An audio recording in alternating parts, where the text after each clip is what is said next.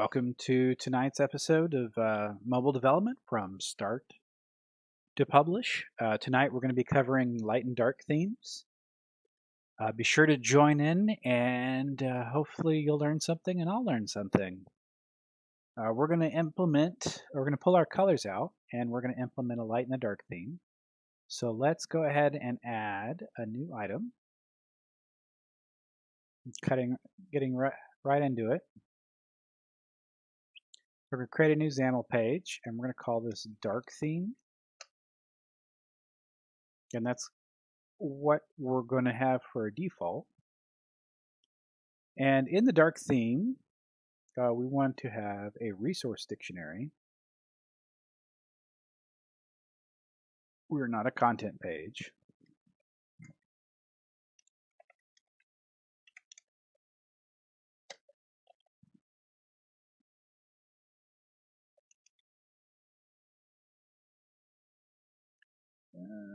Forms.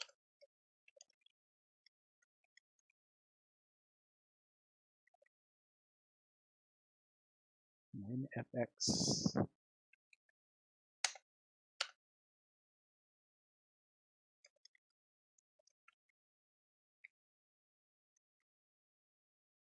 Pixel Spark Gaming dot themes dot dark theme.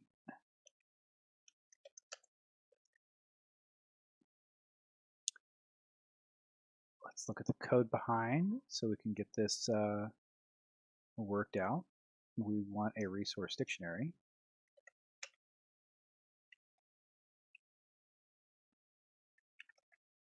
And since our app is running, it's going to have green squiggly lines.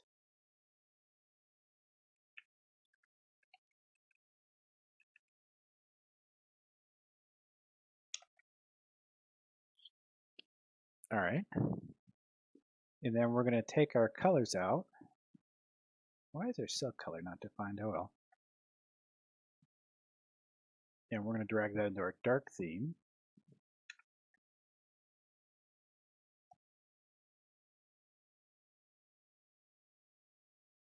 Then we're going to pull up our app. So we already have our styles added. So we need a default theme, which will be dark theme.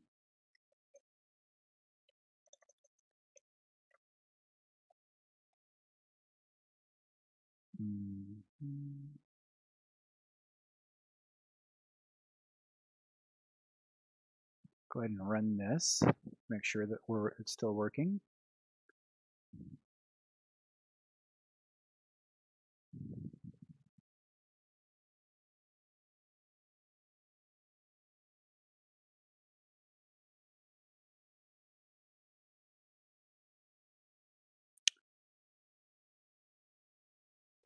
Pretty sure it's doesn't like our XAML, so it's throwing an error in our XAML. And let's take a look at what this is. Highlight color. So it doesn't like the fact that we've got our dark theme here. This highlight color is here, and then styles is referencing it here. So let's call this let's fix this to a dynamic resource.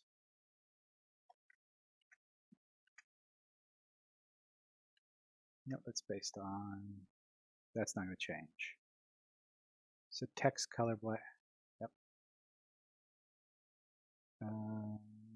That'll stay the same. So this is This is not referencing a color.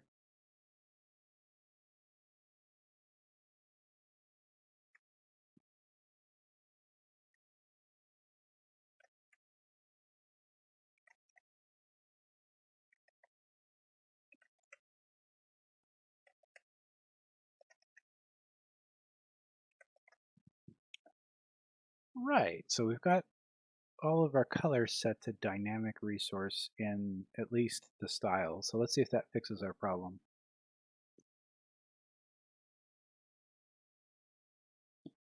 Oh, what did I do wrong? Oh, this has to be static. So you can't do based off of a dynamic resource. little copy pasta there.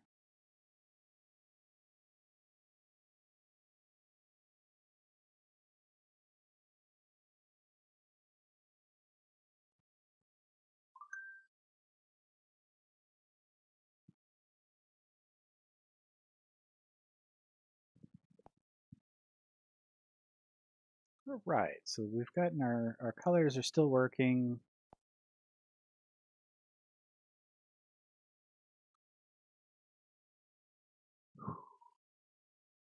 Excuse me. Sorry about that. Now we need to create a light. I probably should have gone through and predefined all these, figured out what I wanted, but we'll play around with it a little bit. Light theme, and we'll go ahead and copy this from the dark theme.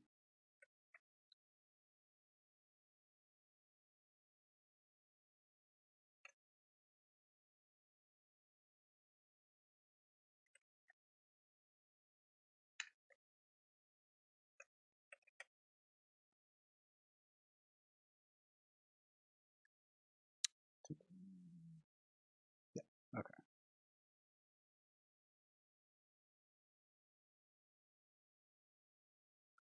Light theme. That should fix our initialize because we were naming them both dark, referencing, both of them are referencing the dark theme.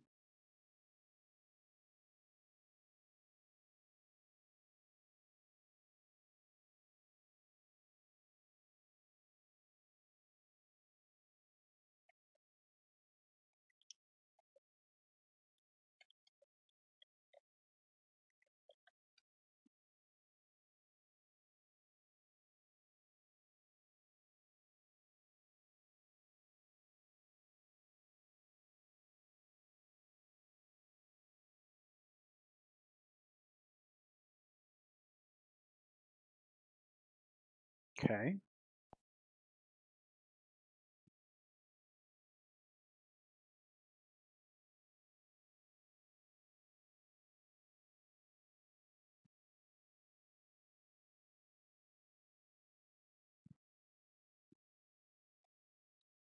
So, let's talk a little bit about changing the theme.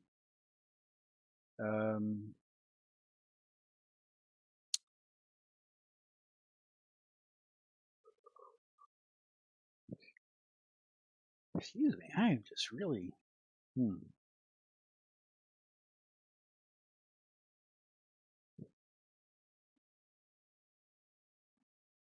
Okay, so we've got, let's go to our app. .xaml here, resources. Do we need to change this up? Let me look at my reference. Okay, yeah, that's what I'm expecting.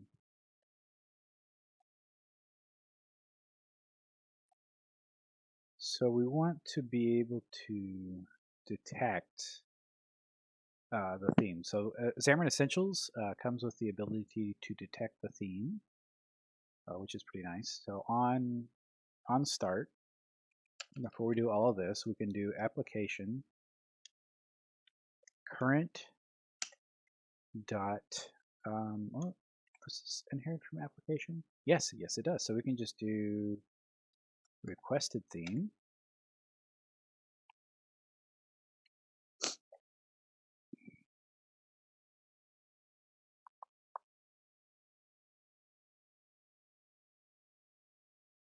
With a switch,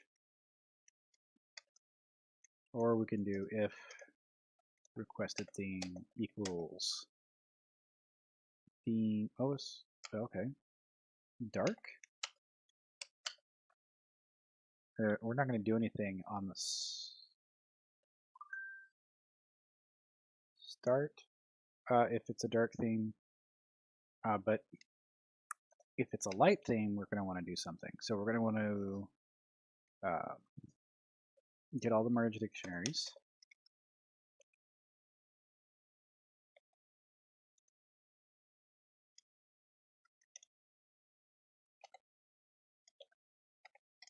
Doesn't equal null. then we're going to clear them. Is that the only... Well, that'll be interesting. We're going to clear them, and then resources dot merge dictionaries dot add new dark theme. Nope, light theme.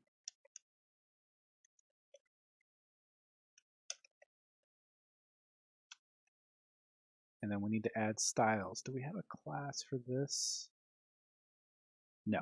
So we need to add... Ooh, how do we add this? Well, let's look at this.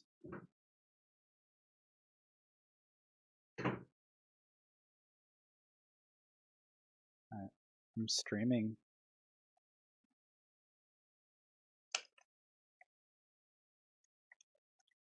Styles is the name of the class. And the strange noises you're hearing in the background is my wife.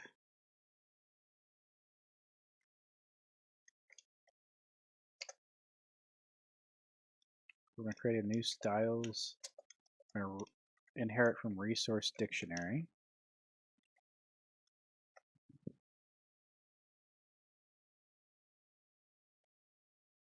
Partial. So I need partial. Public styles.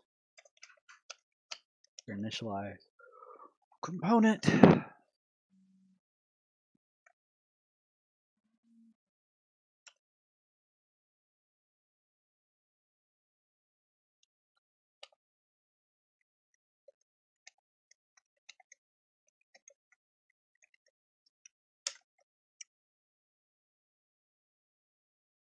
So that'll re-add styles. So let's try this out. Let's make a change to the light theme colors. We'll just, oops. How did I get over there? 0. We'll make that gray. So that'll be pretty obvious, hopefully. Anything brown should be gray now. I like gray.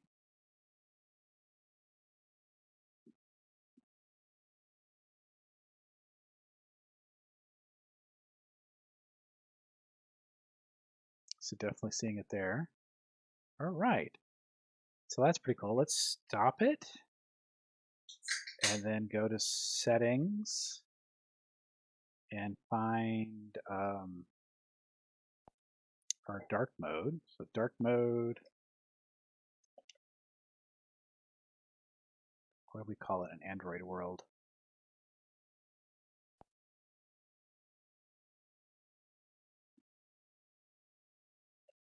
Android dark mode. I'm gonna Google it with Bing. Here we go. Really?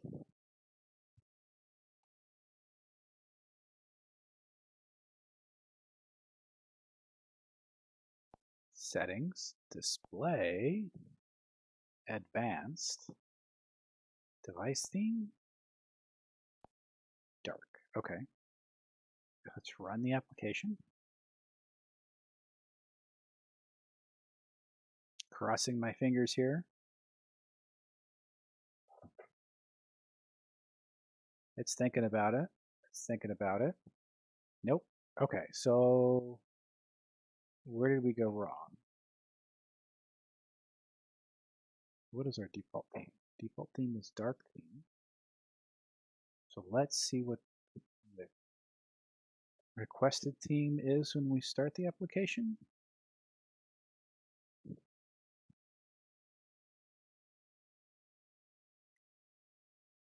It seems to take longer to load. So it's light, but I've got it on dark. Oh, you know, I set it to dark mode, but did it really take? Settings, because this is not dark. Advanced and set to dark theme. Did what?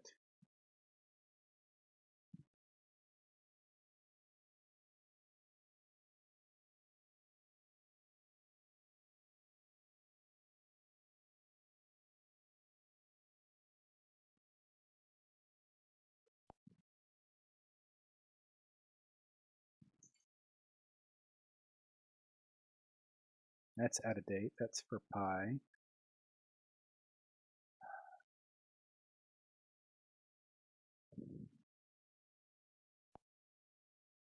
Dark. Go dark. Dang it. What am I doing wrong here?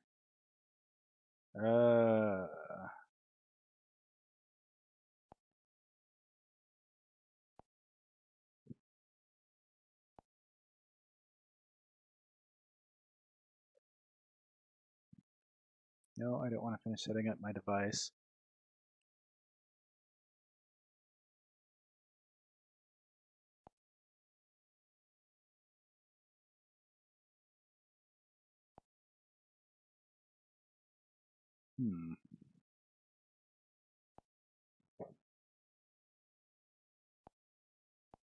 Bedtime mode. Is that what I'm looking for?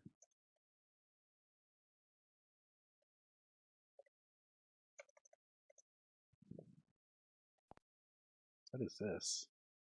Nope. I don't know. I should have done it.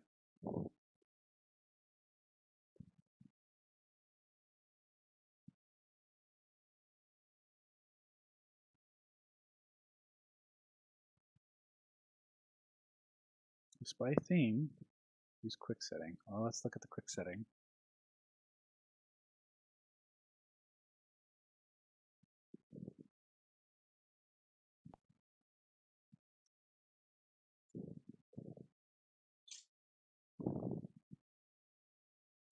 I don't think it's the invert colors.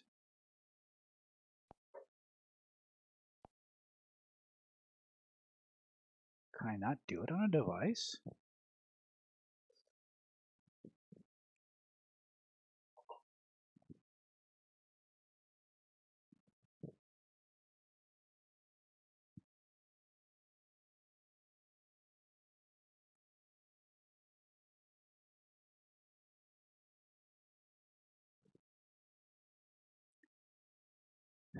Okay, well, let's, I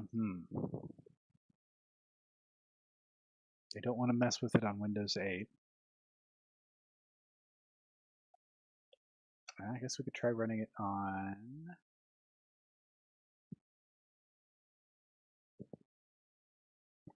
Well, that's not good.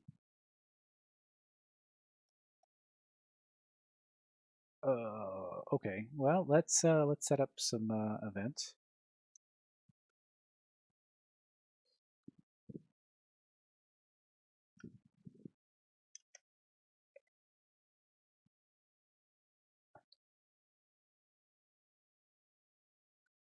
To detect a change, we want to go off of the requested theme changed.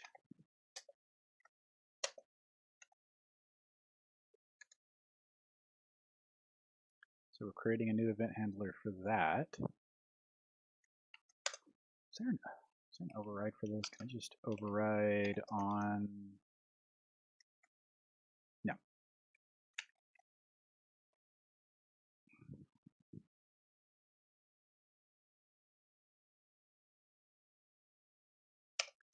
So let's take a look at our arguments. We get the requested theme from the arguments.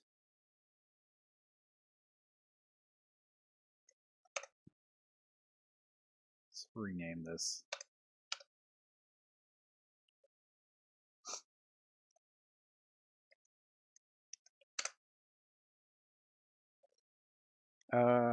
We could do a switch, or we can do an if statement. I think I'm going to do a switch. So switch.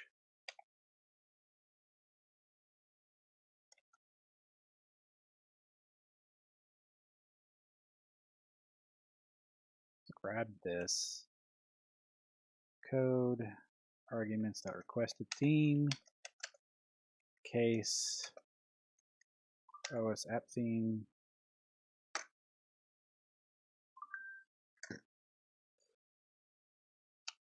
dark.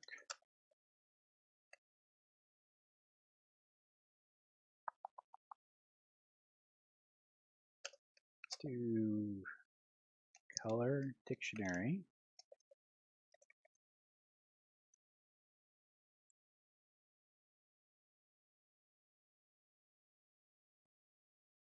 How about this? So new light theme, right? If arguments dot requested theme equals dark,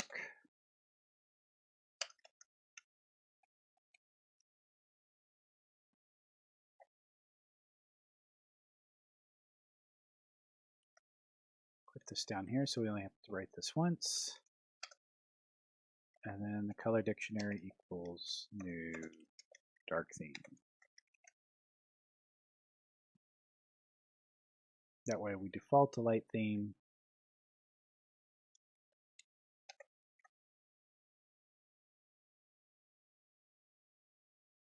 Now we could just do null. Else color dictionary equals light theme, new light. And then we replace this here and blymo.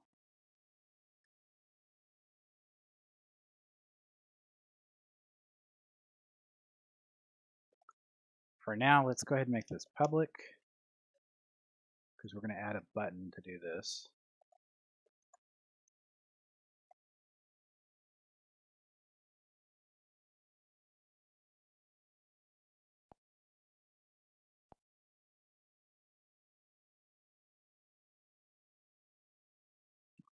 Why can I not get do battery saver mode? Will that turn on dark theme? Yes. Will that work for my app though?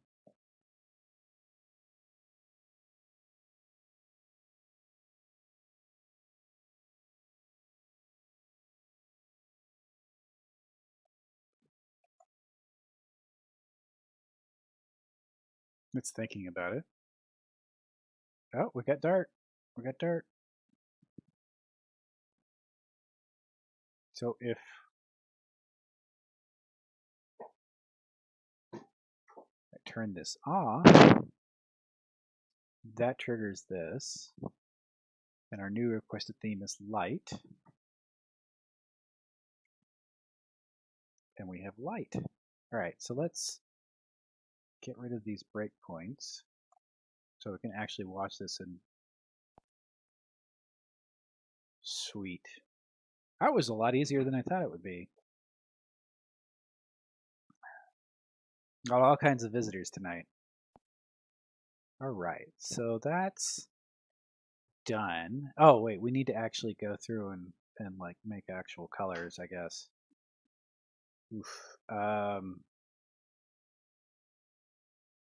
We're in dark mode off. So primary color.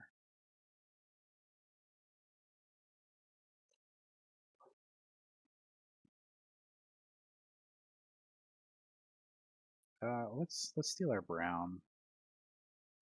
Repurpose some colors. I know this is probably not cool.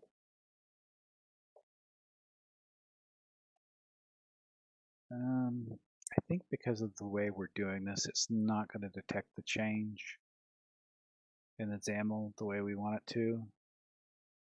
So, will it work? No, I'll have to start and stop the app. So let's leave it on light and see if we can do it that way.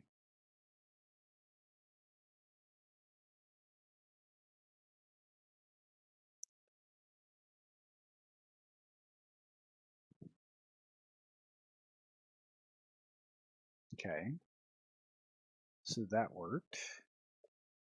Let's make our primary this color for now. Oop, did not mean to select all that.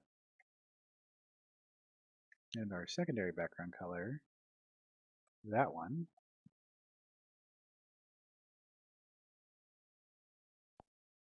Yeah, we're gonna have to restart.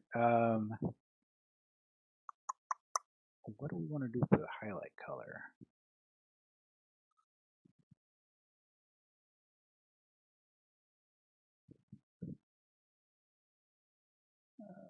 What I'm going to try this. Is our highlight color, and then leave the alert color the same.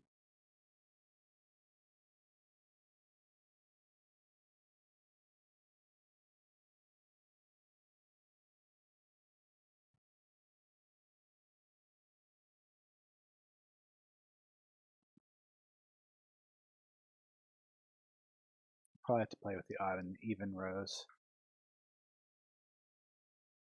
Yeah, it looks okay for now. We'll probably play with it more later on, but let's go. Let's just stick with dark. What? Oh, something happened that beeped at me. I swear these alerts scare the hooey out of me. I don't see anything.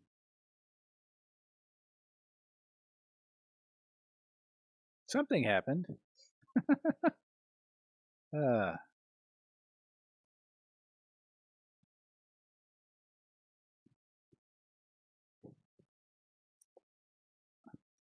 dog really wants to see what we're doing in here tonight. He is a curious pup.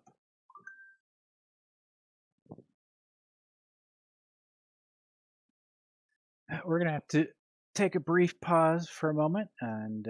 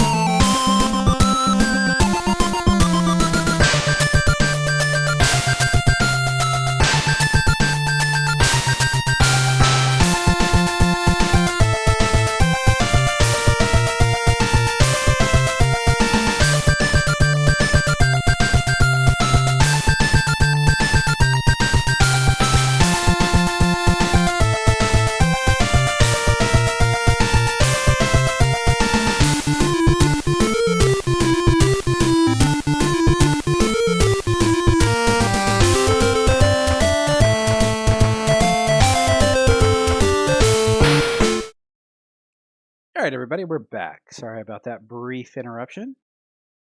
I know, exciting times. Didn't want to miss out on the action. No?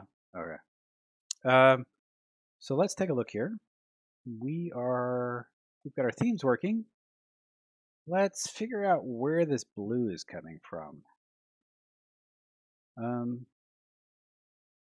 Pretty sure it's right here. But why don't we get rid of that? Edit, find in files. So I'm just going to look through all our files to see where we're referencing it.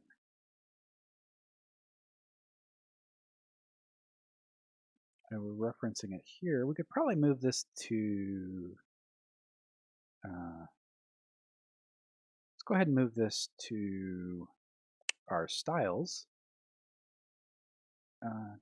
Yeah, style.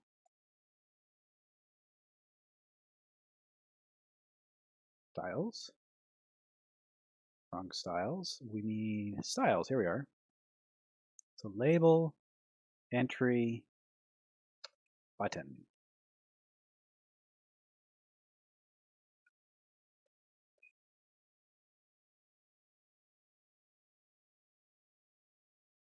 So this will be our default button. So we want to use dynamic resource,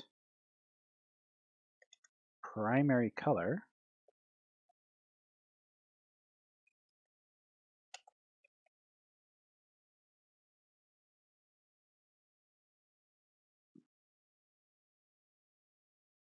And then primary background color, maybe? The dog came back. Why did you leave? If you're just going to come back in here, make me close the door. Okay. So we've got our background color. What if we set, instead of background color for disabled, we set opacity to 0.66. Will that work? That looks like it works. And let's see here. Do we reference primary anywhere else? Yes, we do. We want primary background color. But we need this to be dynamic resource. And let's fix our foreground color. Primary color.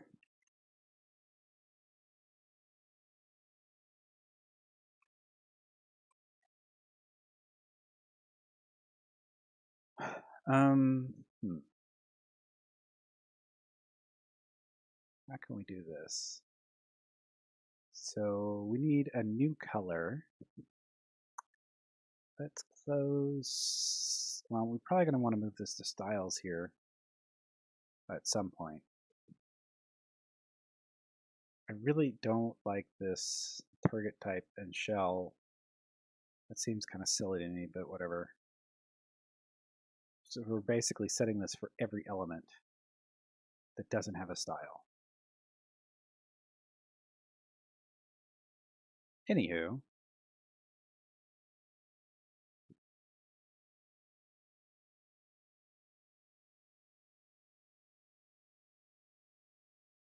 disabled and unselected. So, dark theme.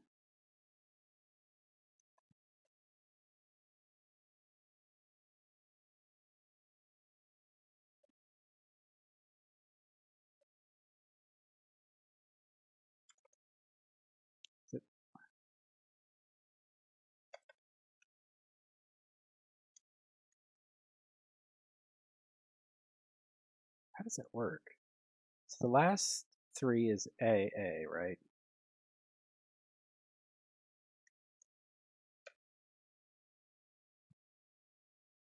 Close disable. Why does my cursor keep moving around? Am I clicking something disabled? Disabled. I think it's Is it?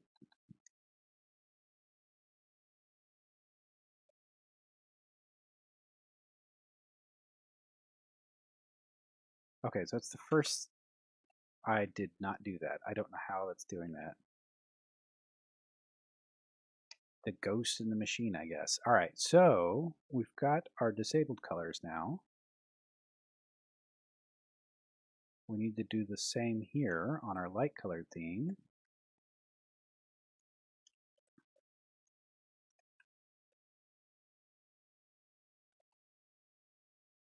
That is getting really annoying.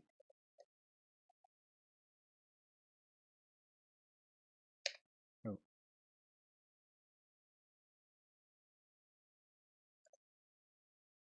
I wonder if it has something to do with the preview. I don't know. All right, so we've got our disabled colors. Let's go back to our app shell. Disabled color. Right that on. I did that on the background color. I need to do that on the foreground color, the primary color. Okay. Or I can do it on both. Let's do it on both. Disabled.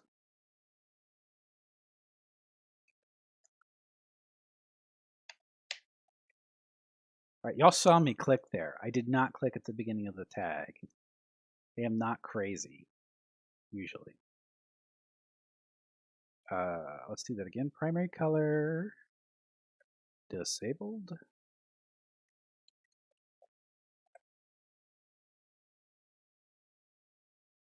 Click there.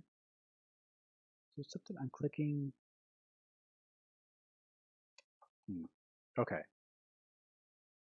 Only mostly crazy. All right, so app shell, disabled, primary color.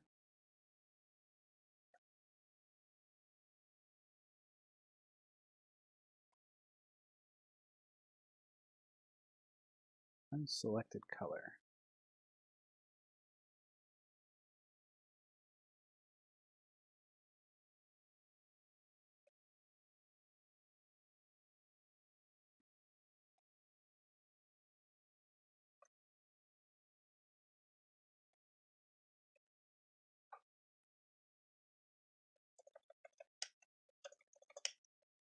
I'll learn to hold the shifts at the right time eventually. And then the title color.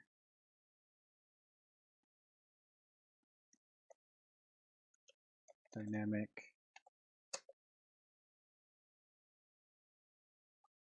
Primary color. Okay.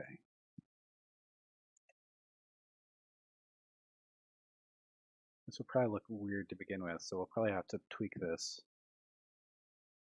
Oh, I don't want the disabled color, the primary color.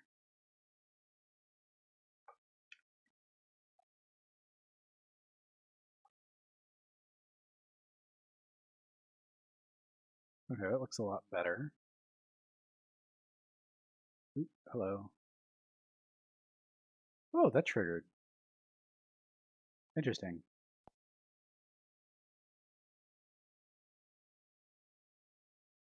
That's unnerving. Where did all my campaigns go?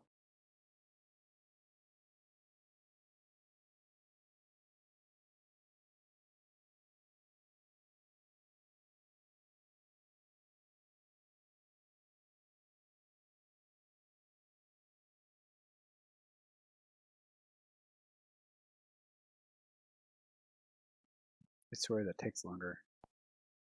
There they are.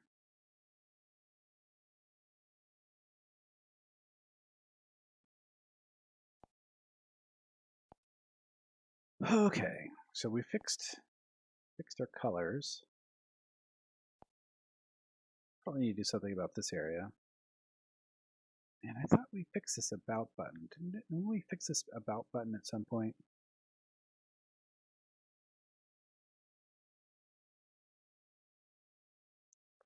Footer. Corner radius equals 0. There we go.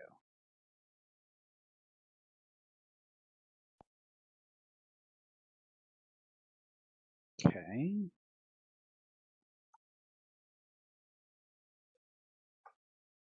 So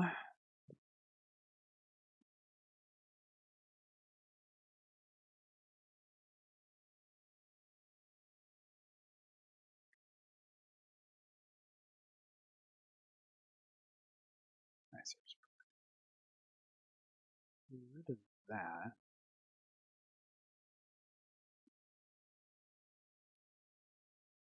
And so what we need to do is put in our app shell constructor.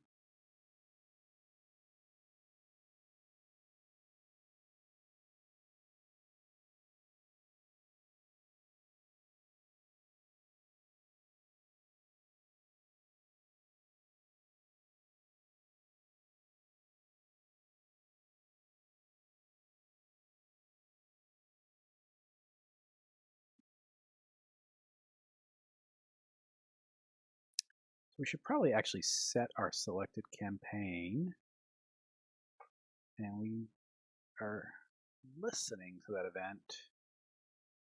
Where are we listening to that event?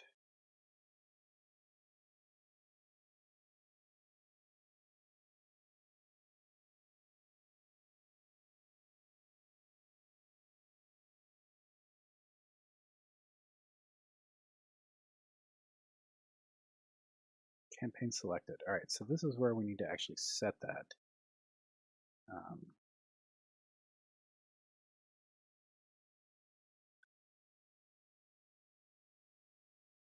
Probably need to make that a constant, but for now we're just going to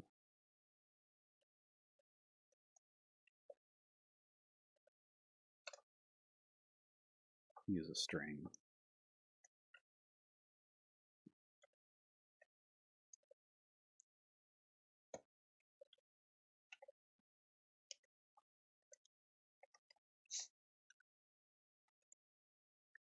And how do I look at it as a string?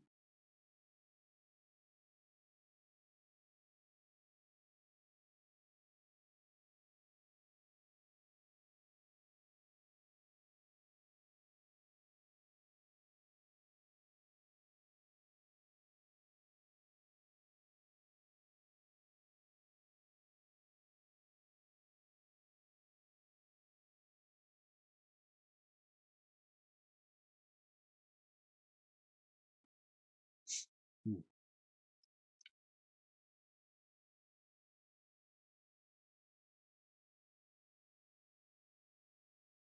Did we? No.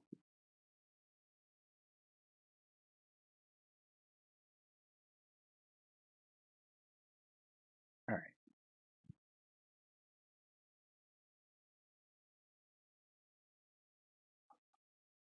So if the campaign is selected,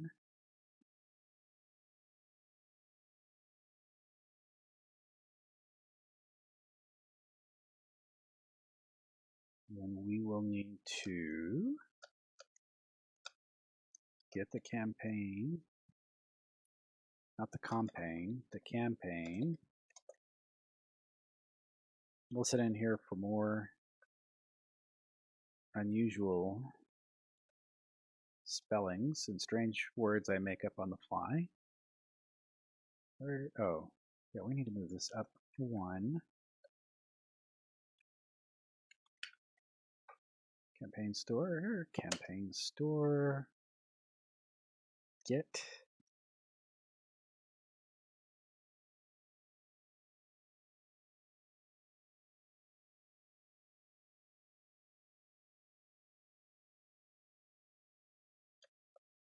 So is there a find?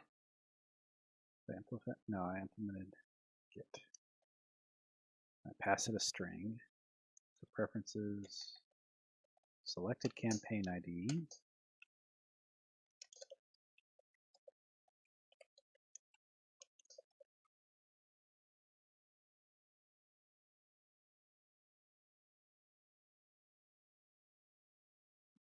So we don't actually need to do anything here, do we? We need to do it in here in the load. Where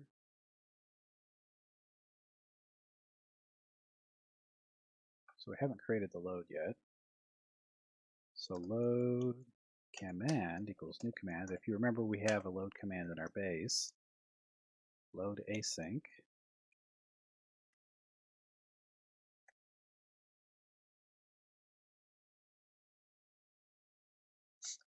Private async.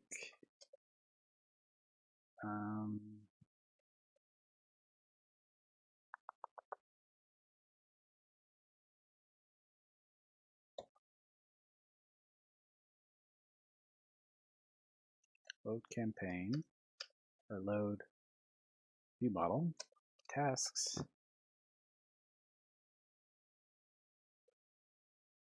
They already have a campaign store.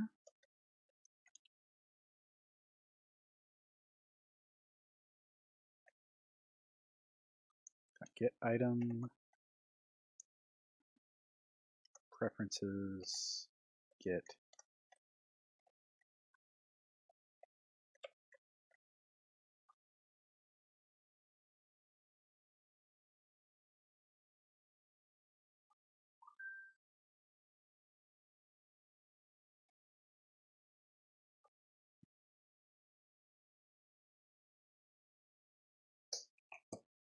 Okay.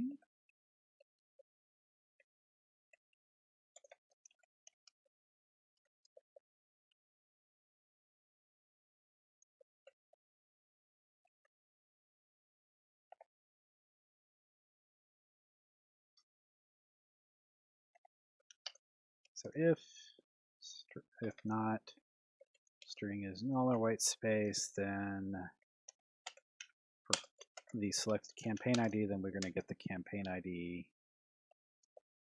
So we can grab the campaign from the campaign store. And then we're going to call the selected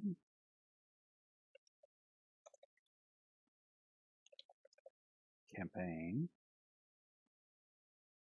and pass it the campaign.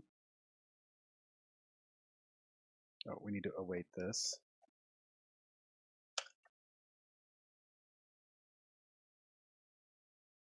So that looks good.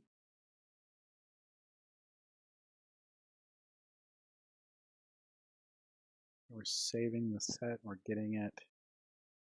So let's make sure this works correctly. So it should load in with the header showing the campaign.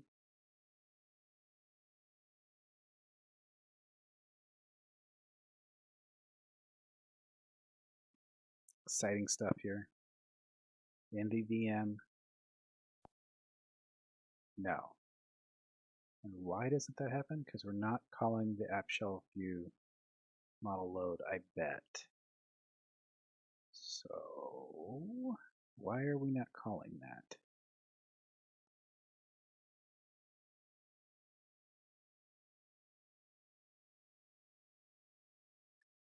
Probably because we're in the app shell constructor. Should I try on the onAppearing?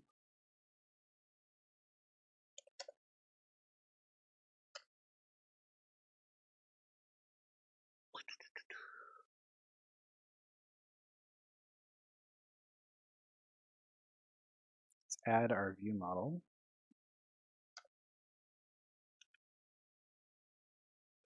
Let's do it here.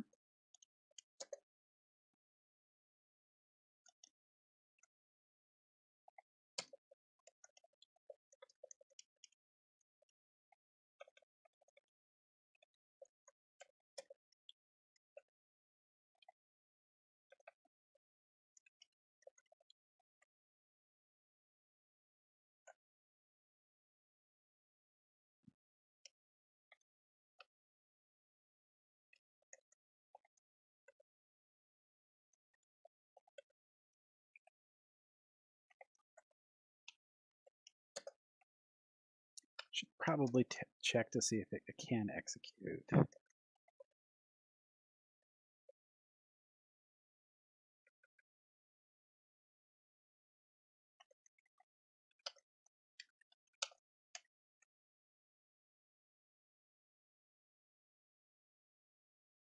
but we're going to be lazy. We're pass it. Do I need to pass? I guess not. I don't know why you have to have can execute.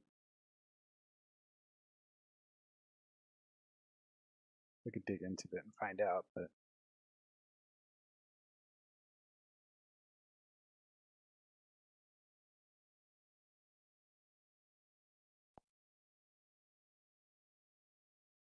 still didn't work. All right, so I guess we're not executing this on appearing. Come on.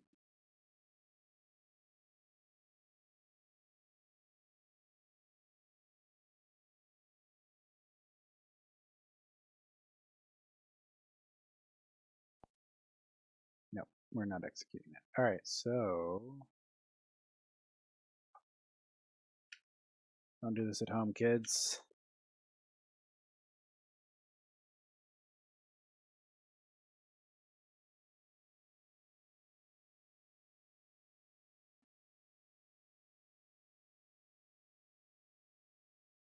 Actually, why don't we do something inside of the app? So on start, not on resume, on start. So that's the theme. This is the items. We don't need the else anymore.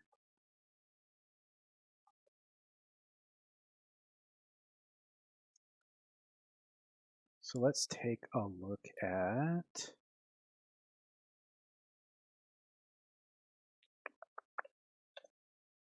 on start. Async? Yes, it's async. So we can call app shell current view model load command execute. This is just so freaking convoluted. But we're not executing an async inside a constructor. So I guess that's good.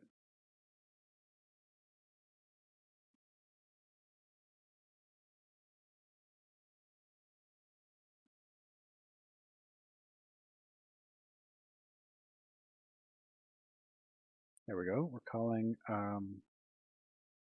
get preference. We don't have it set because we haven't set it yet. So let's set it to ever on. We're going to stop. If somebody knows how to add images to a simulator, please let me know. Put it in the comments. I appreciate it.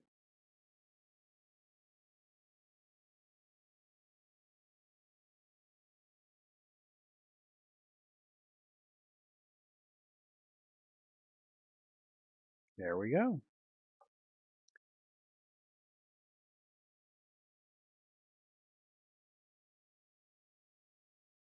We have a campaign, people.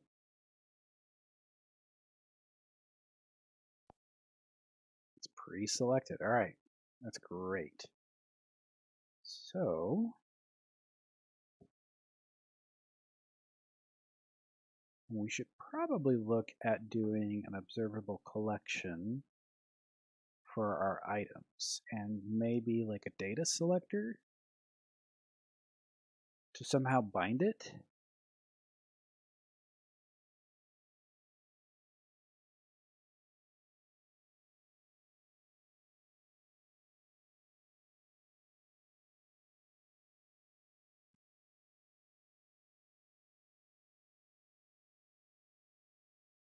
So what if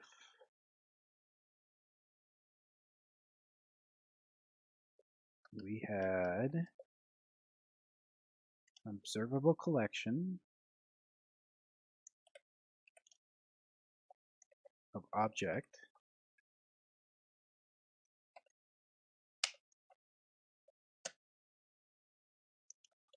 I'll call that items. And we're going to set this in the constructor. That's going to be the first thing we do.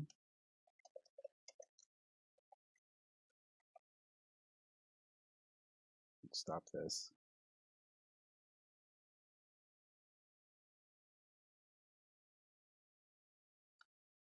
And then public observable collection object items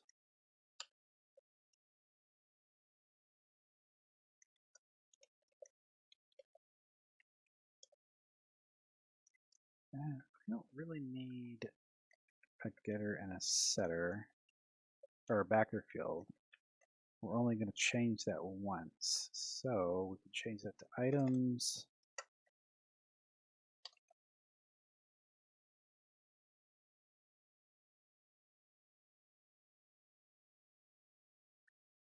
And then in the app shell, how do we do this? So we're setting the binding context there, view model dot items dot collection changed, items collection changed. Well, let's just let it create. No, let's let it create it.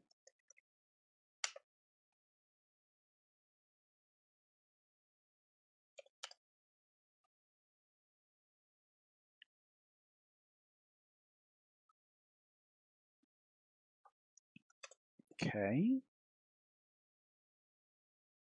Let's get rid of, let's simplify this because I don't think we need all that. Add a using statement, and then we'll drop this down to the next line. We'll make this arguments because I hate one letter variable names. Does anybody find a use for those? Because I don't. All right, so get list of new items, get list of old items. So action. So action should, in theory, be like remove,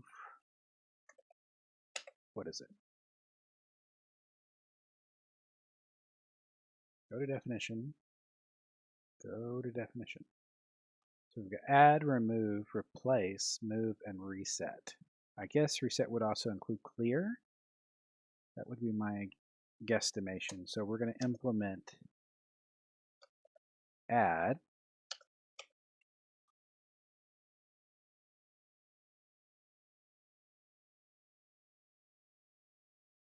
Okay. Else if args action equal remove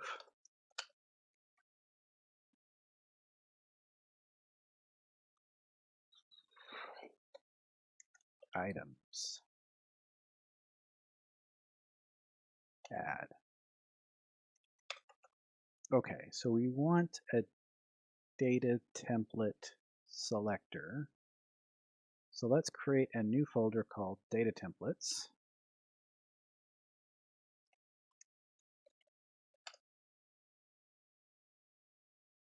And then we want a items flyout data template selector. I guess it's not pretty, but it'll work. All right, so flyout data template selector. Now we need to implement this. Implement abstract.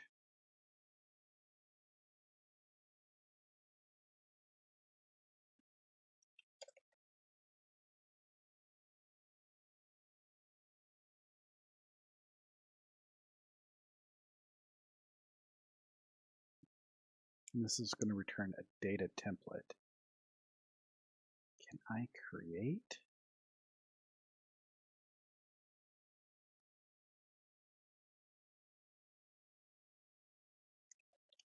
Campaign data template? Oh, let's create it as XAML first.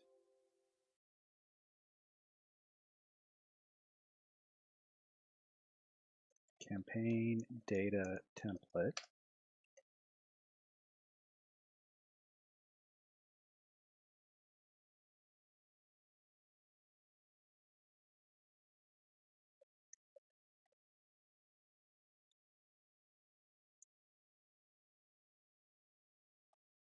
So if I change this to data template, is it going to have, what is it going to do?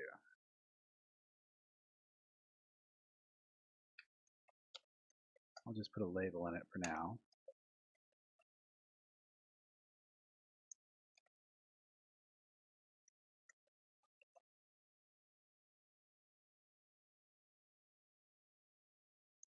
Data template, can I do that? This is scary. All right. So let's find with Google, or no, we're going to Google with Bing, Xamarin.Forms data template selector. First choice. All right, creating a data template selector.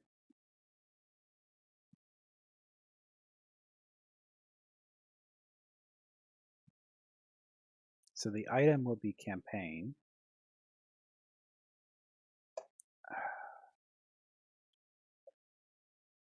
Doesn't look like we need to.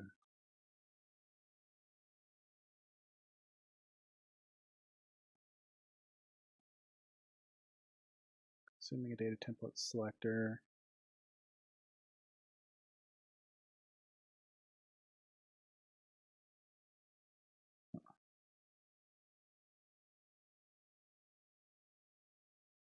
Okay, so we don't need. Well, I don't know.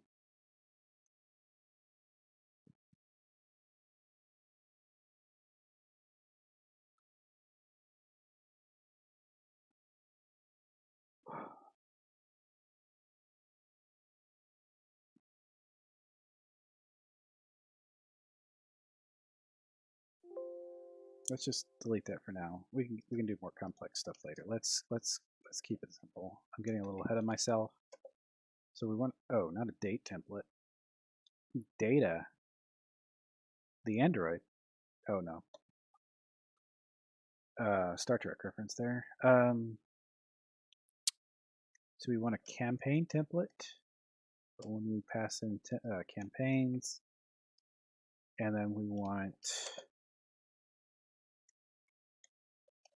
a menu item template.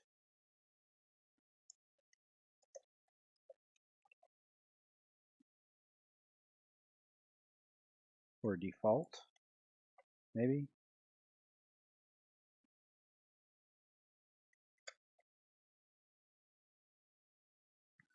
So if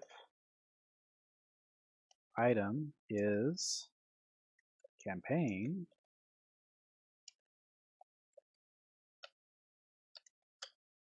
return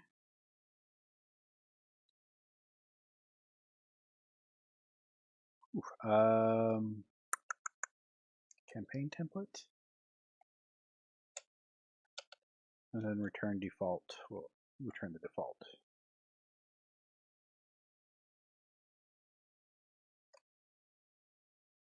And then an app shell. No, we were going to do it back here. Where can we set this? We'll put it up here. Private read only. It should probably be private as well. Campaign, no.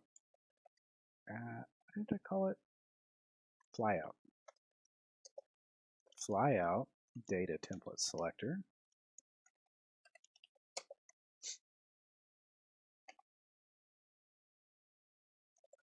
Yeah, it's read only, so that means we have to define it in. Did I misspell something?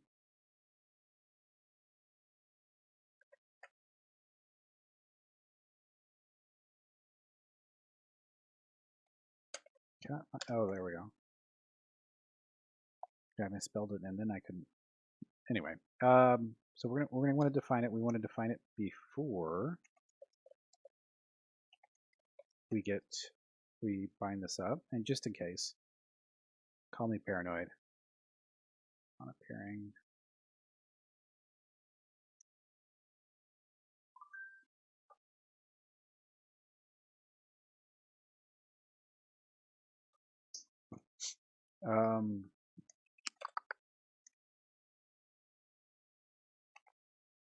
Let's see here. New items. Dot select. That should be something we can get to. New items. Flyout, data selector. Select template.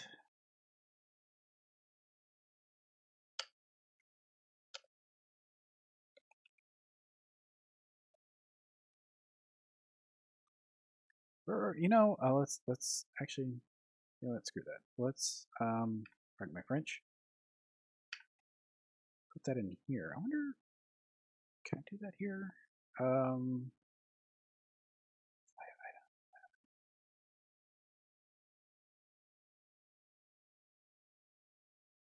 Really need to move this into styles with everything else, but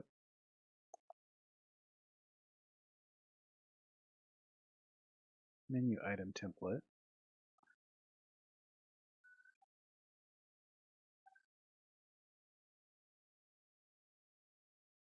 Natives are getting restless. So their item template. I don't need an item template if I'm using an item template. Get rid of that.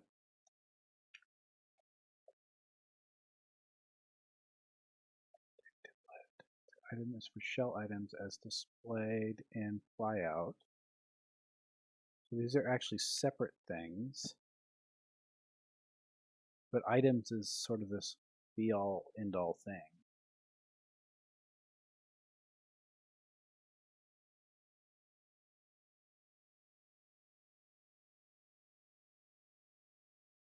So let's think about this.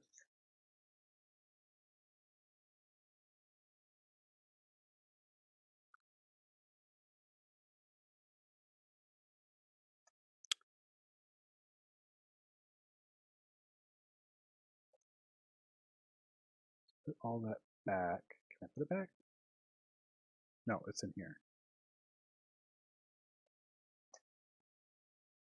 Come on. Okay, don't undelete.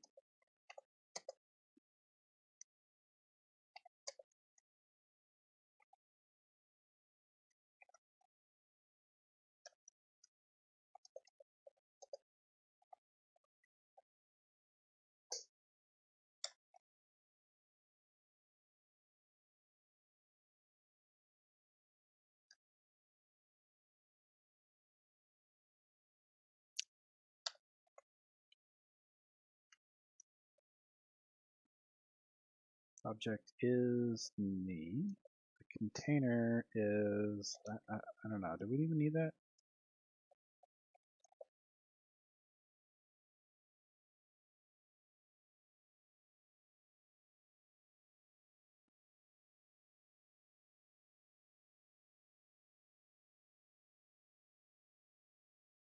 Let's just go with this. Why the heck not? This.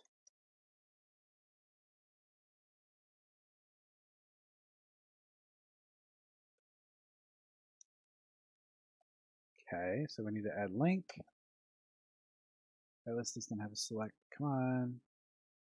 Why can I not add using system.link?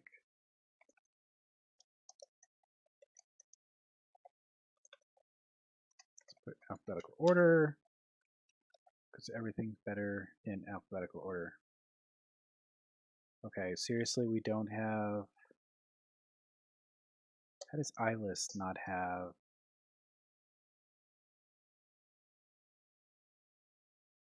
It's an enumerable. We should be able to do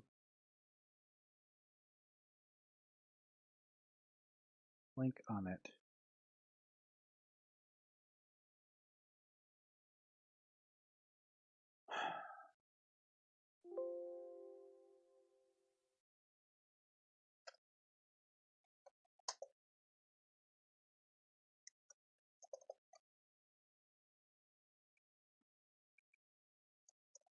All right, let's do this for a second. New list dot to select x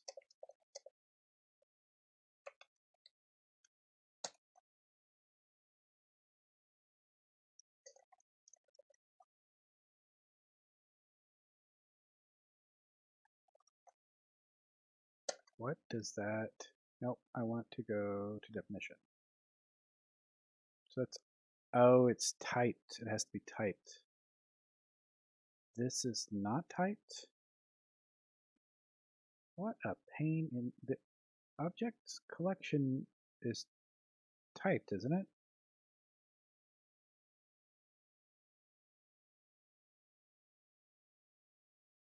Did I not? No, it's a type object. I don't know. Can I set?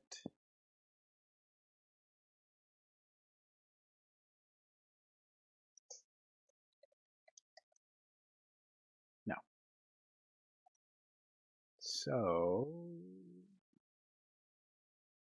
definition. No, I don't. Wrong side.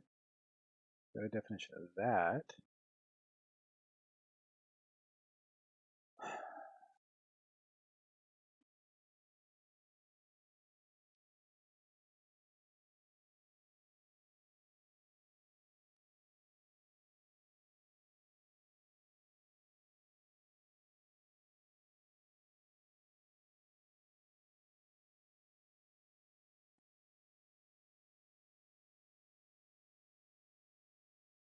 Okay, so that's going to be a pain in the keister.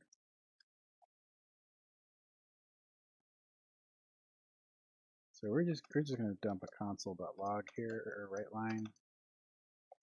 Do a breakpoint, and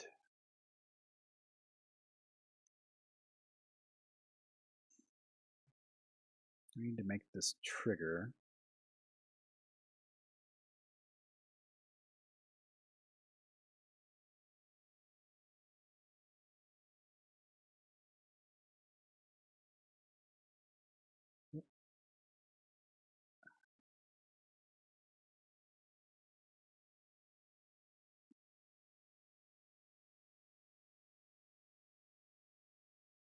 Is that here? Okay, so we're adding it here.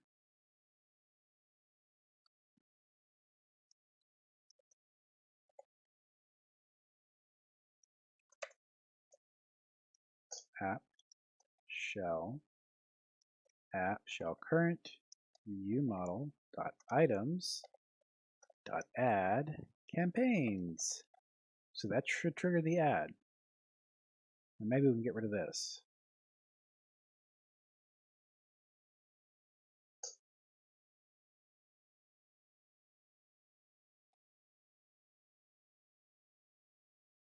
Scooby-Dooby-Doo, where are you? Be sure to tune in for more renditions of popular retro cartoons.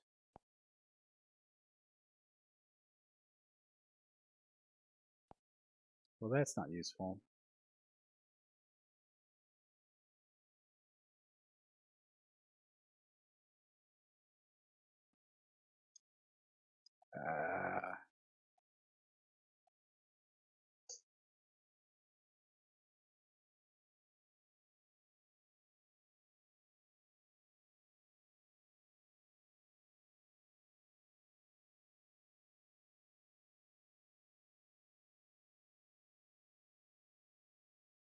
Where do we set this by default? Do we have that in here? Our default values in appshell.xaml? Yes, we do. Okay, so if the target is null, so we want to set everything to null.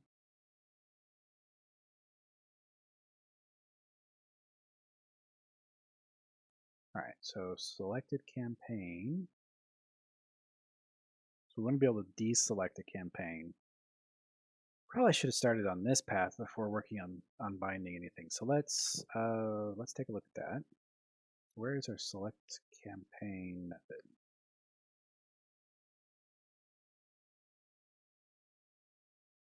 Right here. Okay.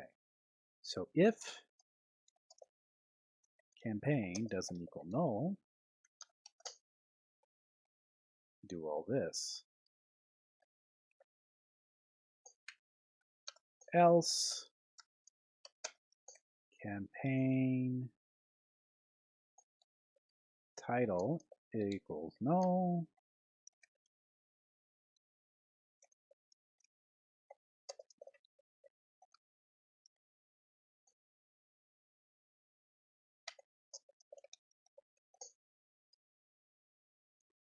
Now, is there preference delete or remove? There we go. Blammo. That should clear everything. Now, in theory, we want to go through and load, add some items, but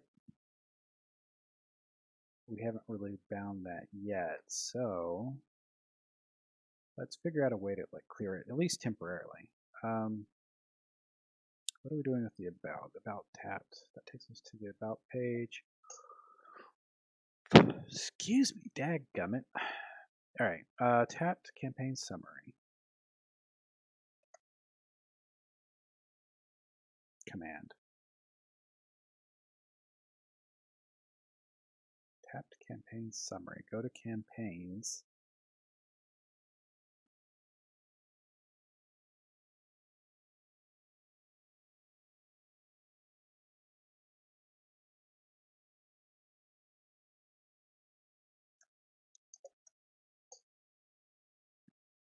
If how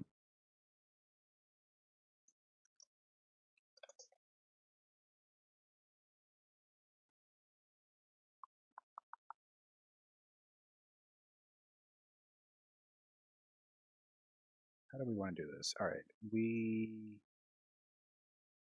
get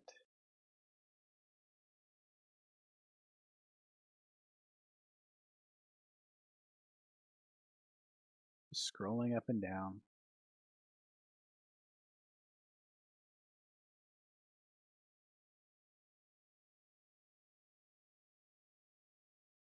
Let's just change this. Where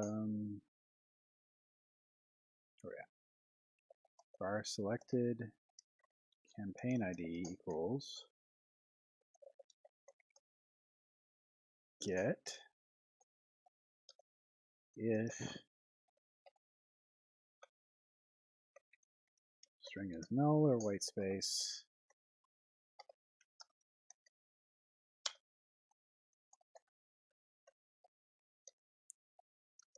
Else campaign selected this, and then we're going to pass it a null. So we're going to deselect it. All right, so this is not how we want it to eventually. We need to figure out a better way to deselect a campaign, but for now, oh, we could have that in our campaign page. All right, so we've deselected. Yep. In theory, we're gonna repopulate all that. We'll need to do that eventually.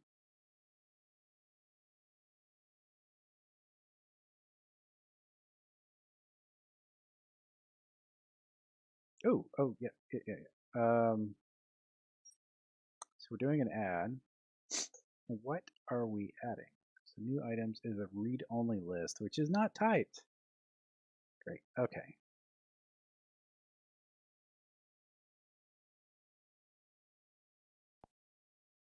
What? That was only one item? It makes no sense.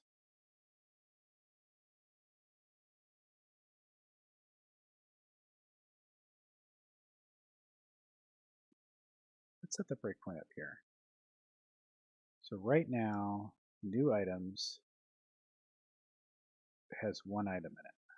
Okay. And that is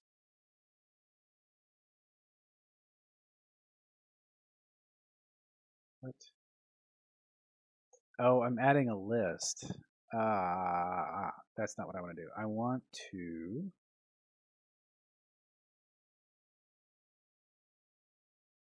yeah. See, this is my problem. I need to add range. Can I add range? No. So campaigns for each.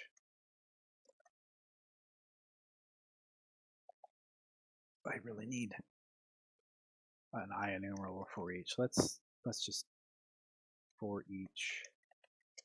Oh, we're already kind of doing that. All right, so for each add campaign.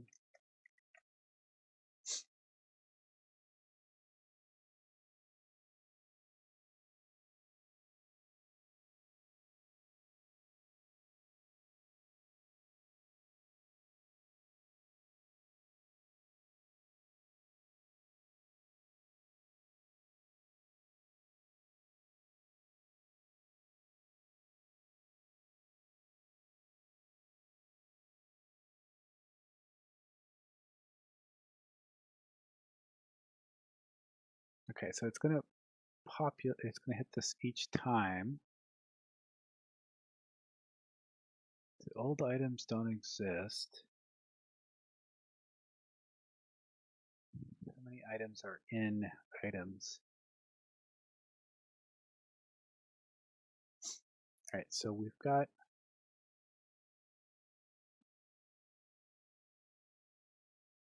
yeah, that's not what I want. All right, add watch this dot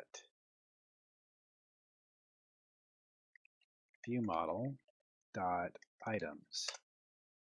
So it's already in there.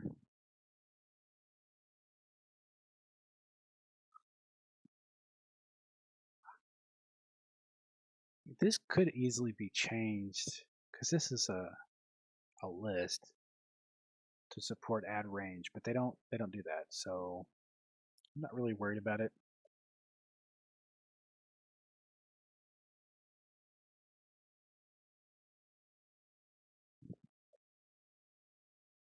All right, so that's makes life pretty simple. So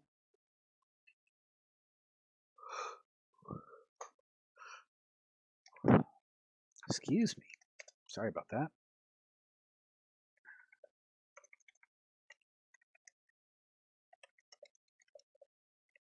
New items.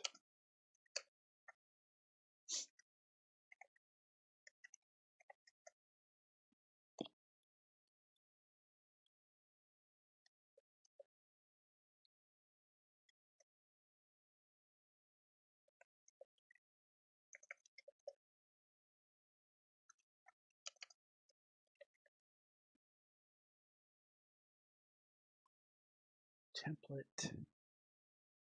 Create content.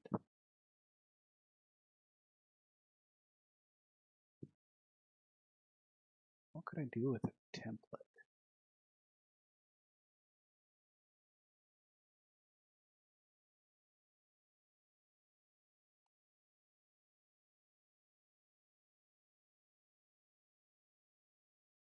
How am I currently using it? So I add a campaign menu item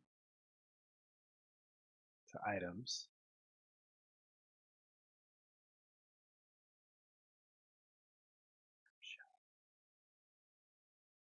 Okay, let's just no, let's do this. If item is campaign,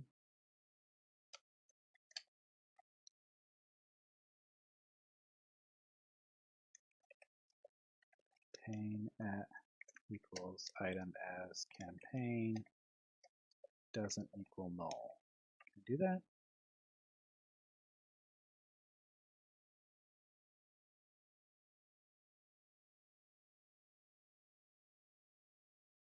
That would make my life so much easier. I'm sure there's probably syntax for that. I just don't know what it is.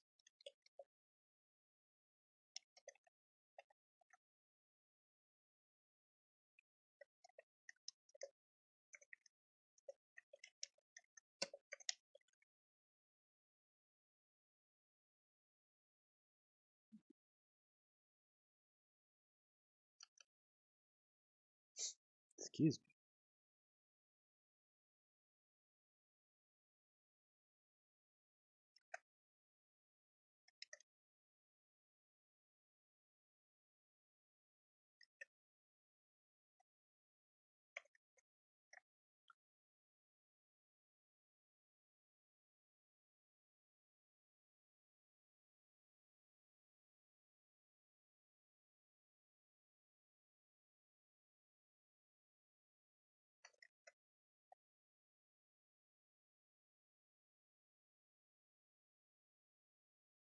wonder if it'll allow this pane.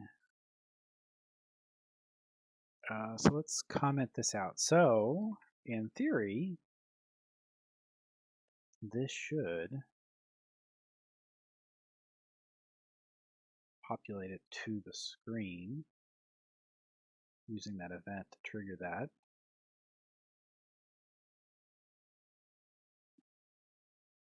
Excuse me.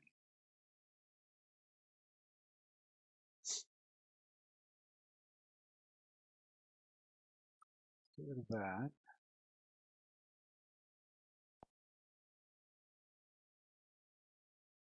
Okay, so that does work.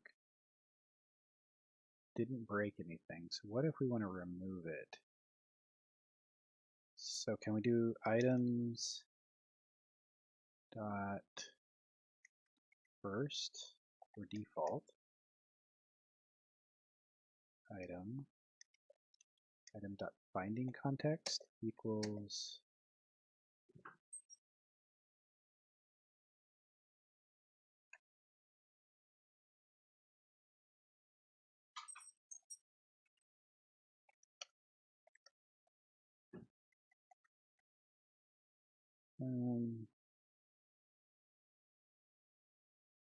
shell item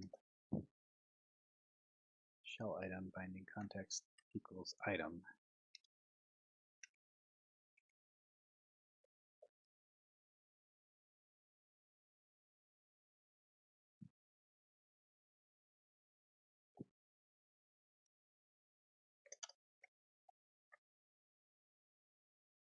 So this should go through and remove. Oh, no. This gets us the item. For item. No. That's going to be a conflict.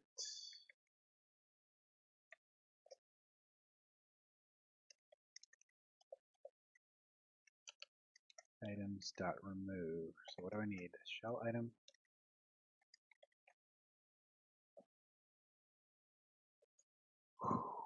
Excuse me. All right.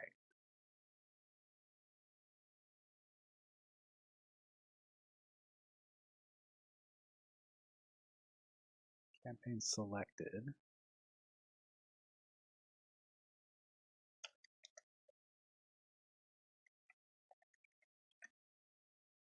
So I wonder if it'll trigger the remove for each one, or if it will reset.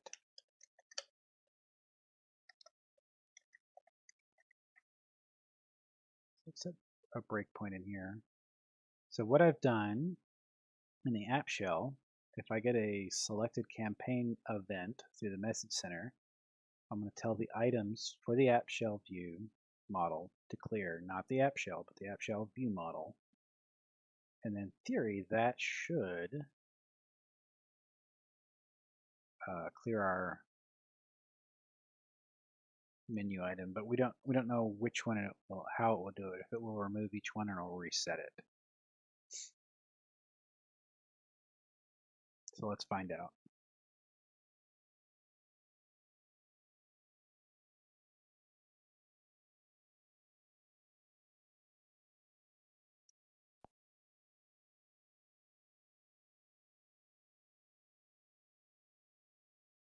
I forgot it doesn't add them when I clear it.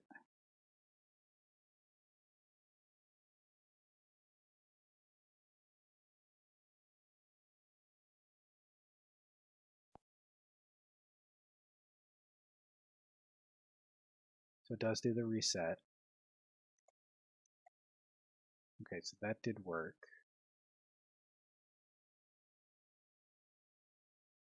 So in theory, we could get rid of this and move this to the loading in our view model to load async.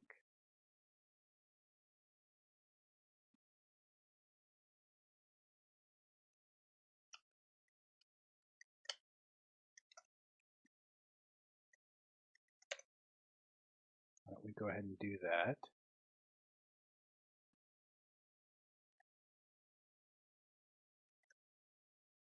grab all of this, pop that into here. I don't need this anymore.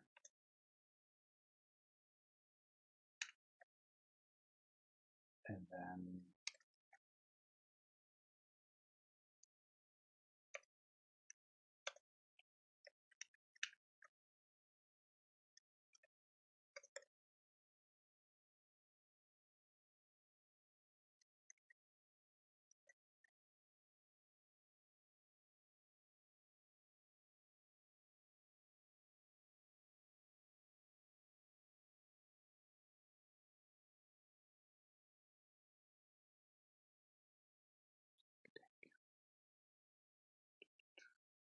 don't have a count for enumerables? What?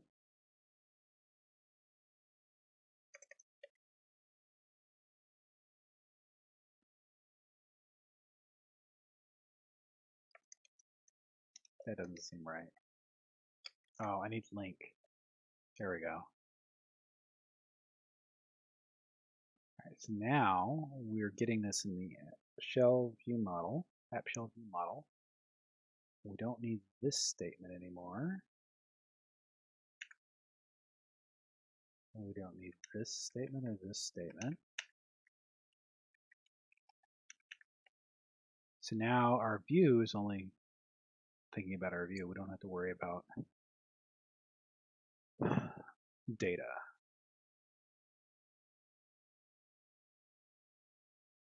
Okay, so let's run this again.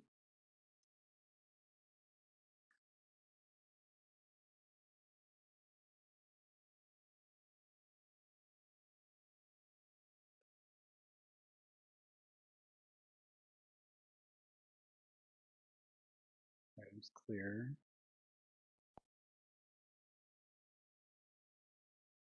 Okay, so now we need to fix it when we clear the campaign. We want to select 3. So we need to go back to our view model.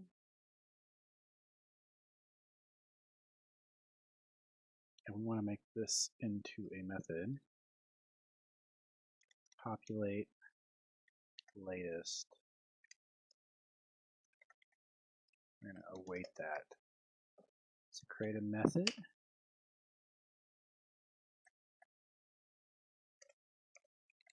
Count.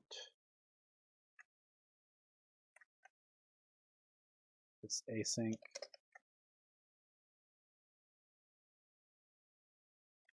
And then add it. Ooh.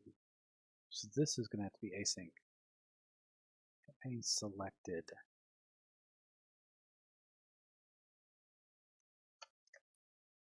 Or not. We could just do that. That's not advisable. But what happens? All right, where are we referencing? Let's get all references.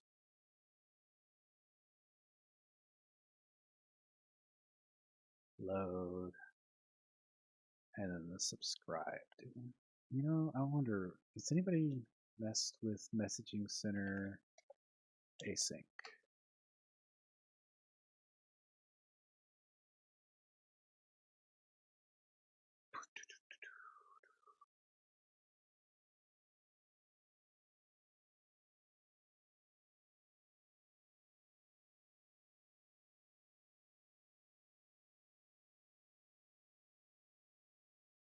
Yeah, I don't want to. Oh, wait, that's just silly. Subscribe.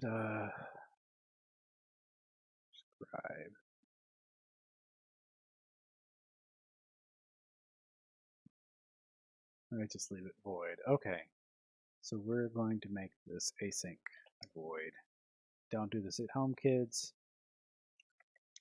It'll spoil your milk and start the zombie apocalypse. I am currently working on a mobile application for Dungeons and Dragons, so you can track your campaign. It's written in Xamarin.Forms and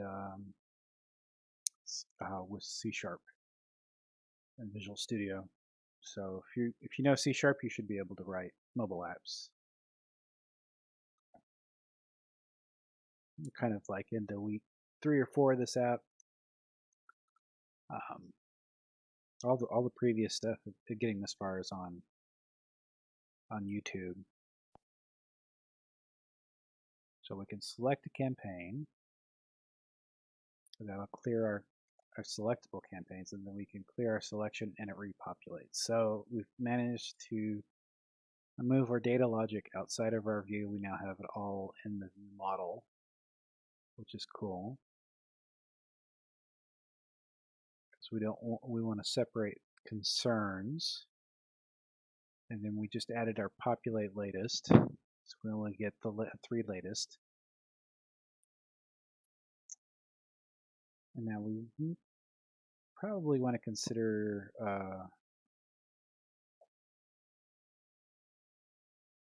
sorting. So the first step to adding sorting for latest is we need to go to our models, and we need to add a last viewed.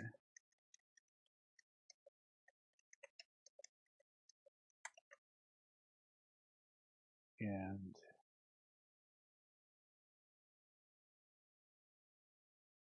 when we add a campaign,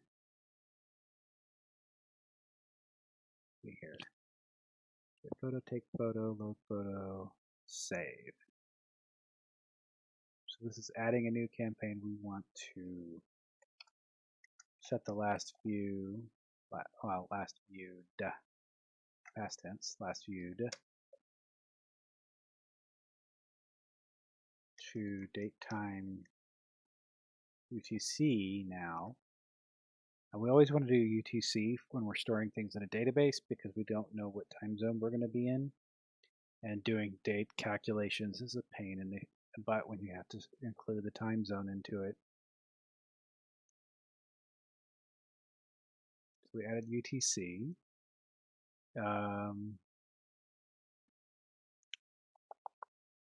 So we want now to go into campaign selected, and we're going to take the campaign last viewed, and we're going to update that to now.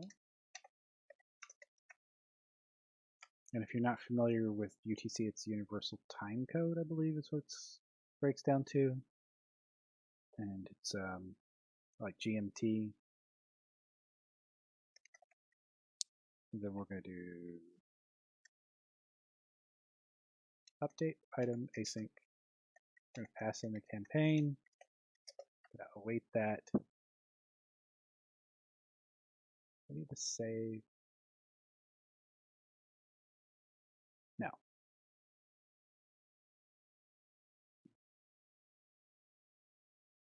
Okay. So that should change the order. Well, actually, we need to add order by. So we need to go to app shell again, populate latest, and then we need to add a sort.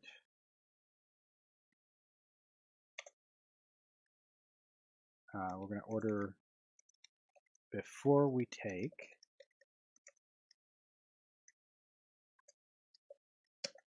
order descending, because we want the latest first, and then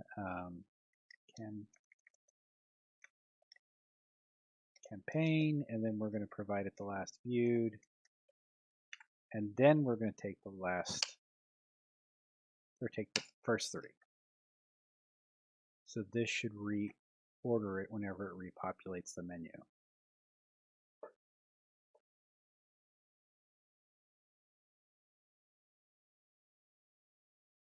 I don't know how it's going to handle nulls on an order by. So we'll see. It should just be whatever's first in the database. Okay, so we have campaign 3 and then Eberron. So we've selected Eberron. We're going to clear. Now we're going to deselect it, and Eberron is now first instead of campaign 3. So why don't we add a new oops. Where did I go wrong? Let's see here. locals, autos. Okay, so you're going to be a pain.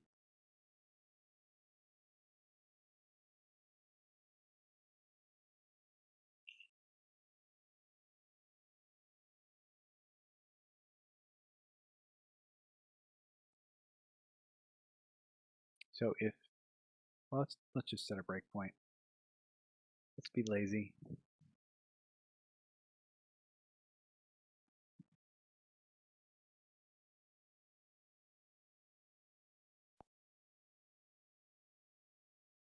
So that is null. That should come down here. Oh, no, no, I should go to campaigns. We want to get rid of the flyout at this point. So let's, shoot. That would be a no-no, because we don't want, well, we can come back and figure out a better way to do this, but is flyout present? Oh. What?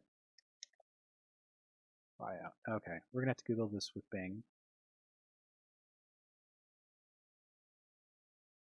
Xamarin.Forms app shell is flyout present. Keep thinking that's something else.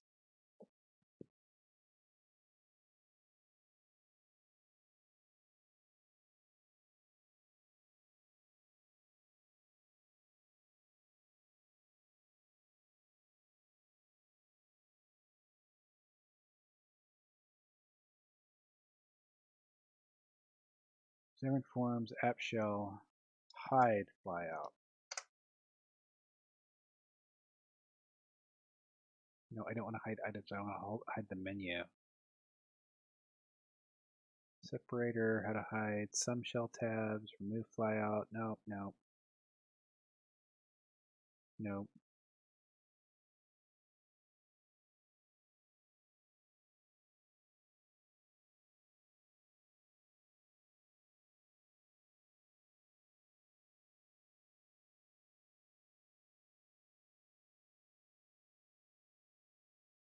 Global routes can't be the only page on the navigation stack, therefore absolute routing to global routes is unsupported.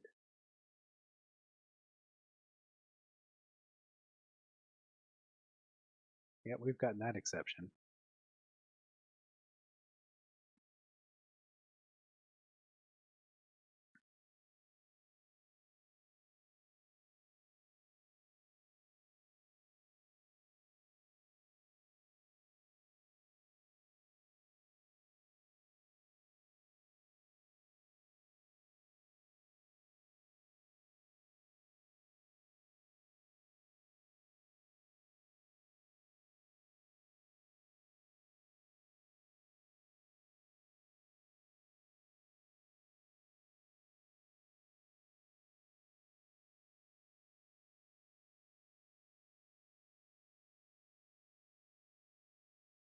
That's some interesting things you can do with this, but it doesn't tell me how to hide is flyout present. App application.current.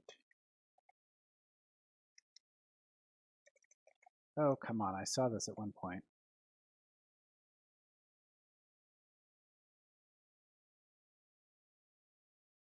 How to close the flat menu of a shell application. Oh, the flyout is present. Some naming consistencies, please.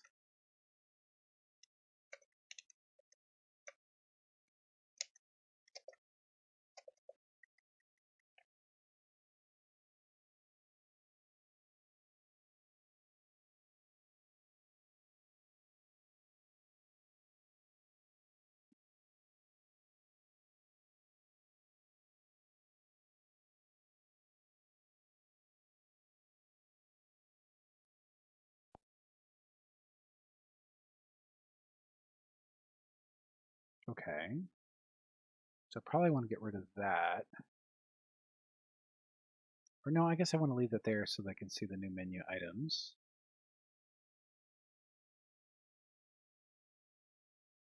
And then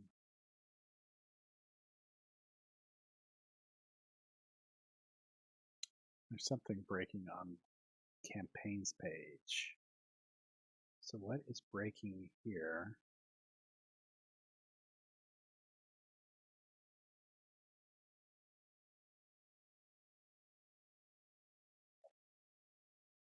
Getting a load maybe?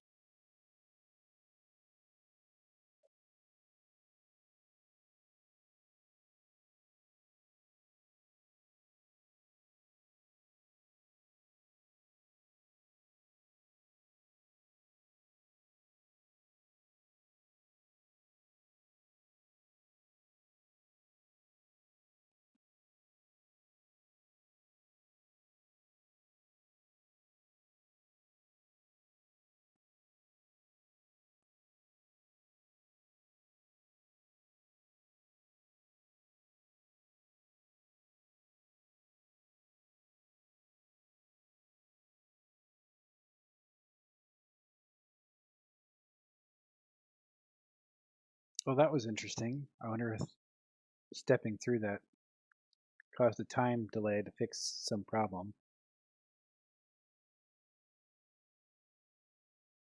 Campaign 3, is that now selected? Nope, nope, no, nope.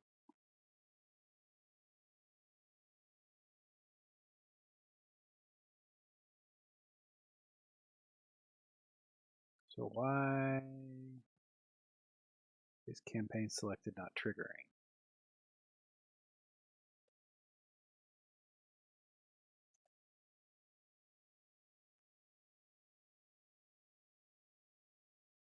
Oh, because I have to select it. That's right. And then go back. Hello.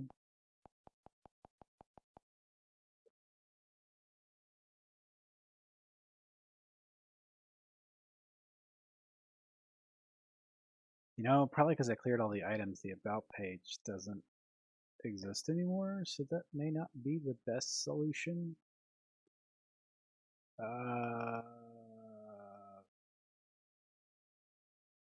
Well, booey. Items dot remove. No, it's here. Items dot where item dot is campaign for each. Yeah, I really need to write that.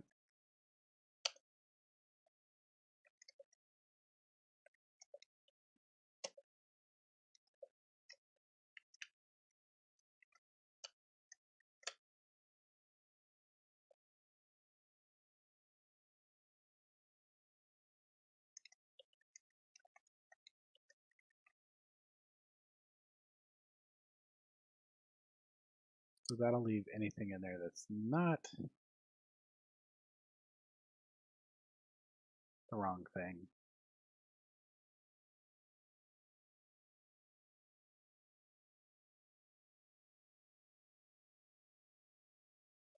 Instead of just clearing everything, we're removing selectively what we want. All right, so campaign 3 is selected. We want to deselect that. And then we want to go to our campaign page.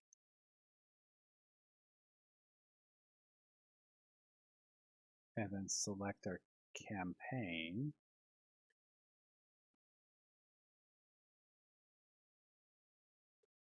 Okay, I gotta figure out what the null exception is, because this is pissing me off.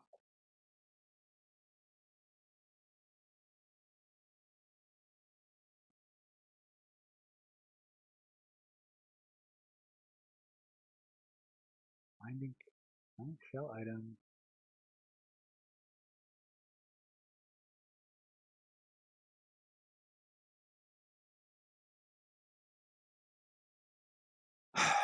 let's. I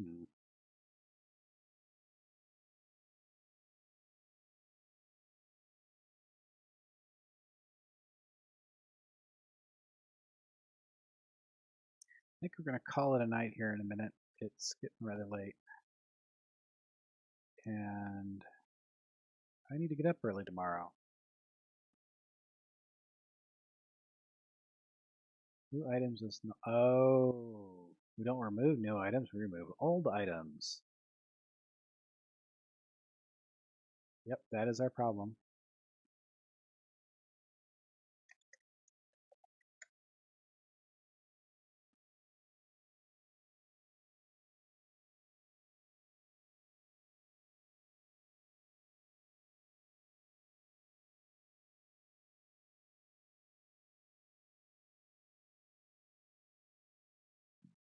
Excuse me.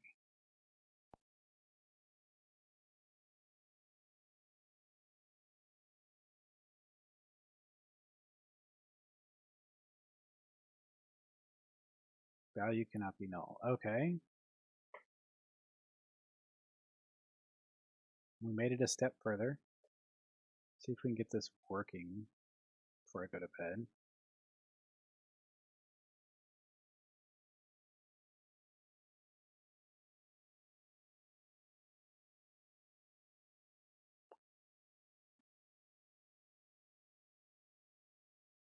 Here.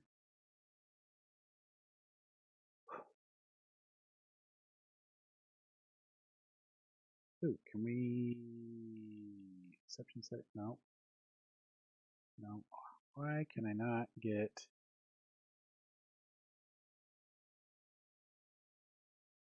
value cannot be null parameter item or parameter name item? What is item?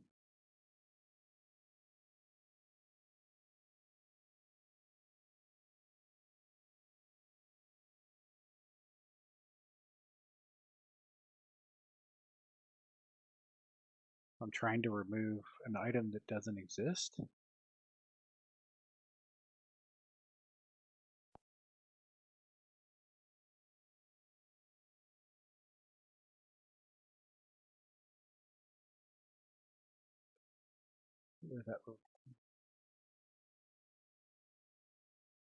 Okay. Items has one item. It is not null. Value cannot be null.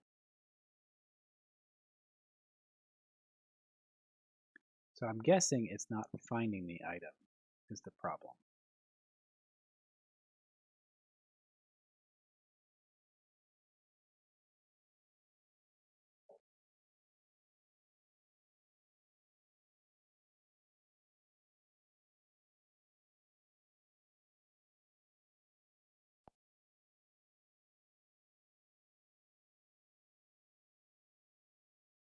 Okay. I'm coming down here. That's what's null. Okay, so items for app shell collection is there's 3 items.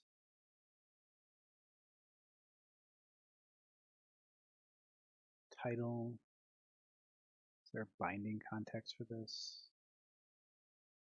Base. Base. Base. Base.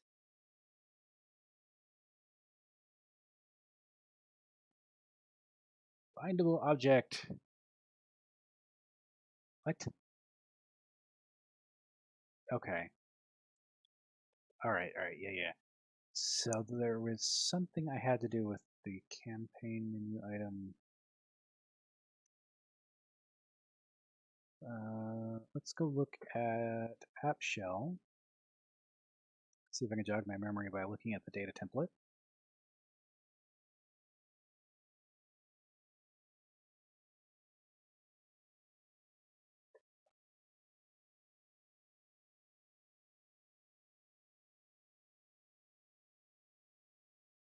So items, here we go. So I need to look at the menu item.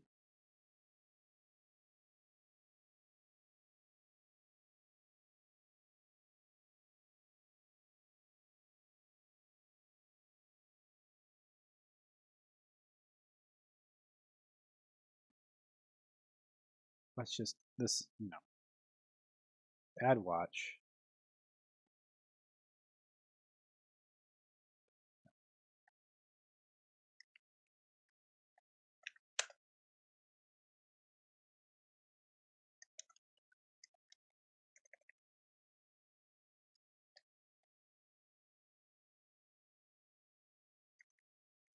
Skip one first. Okay. Menu item.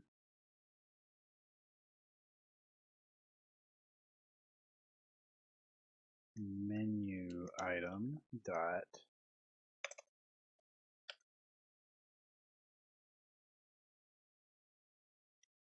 binding context. There we go. Okay. So I need to add menu item here. That was my problem.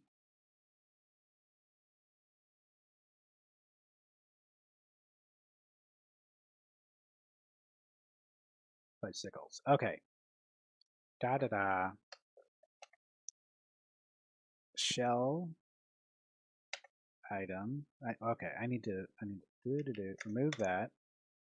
Remove this. We need to figure out what the type is real quick.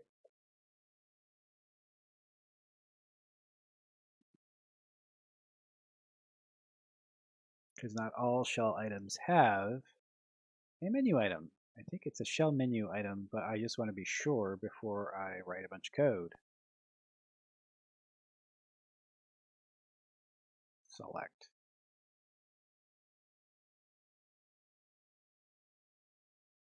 Items. Rid of that, rid of that. There we go. It is a menu shell item. Okay. So, oh gosh. This is going to be fun. All right, so if shell item is a shell menu item,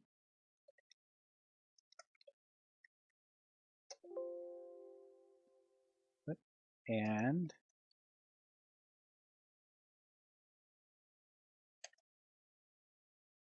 menu shell item, menu shell item, right?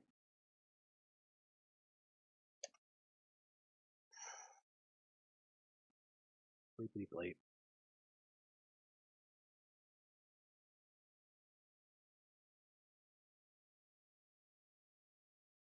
There's just be some like internal type.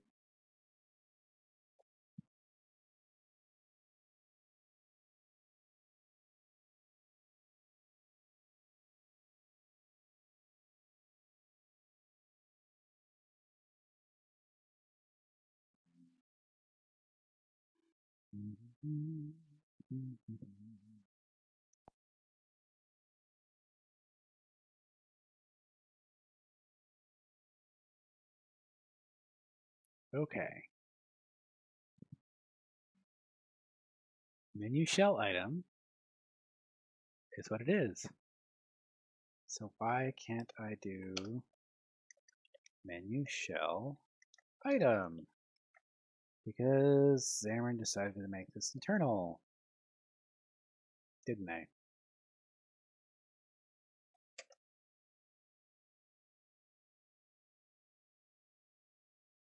I have some words that aren't going to be pleasant. GitHub. So if you ever want to know how they do something, go to GitHub because that's where all the code is. Controls.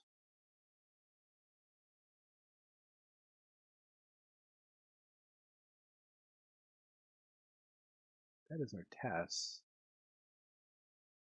Core. Menu shell item.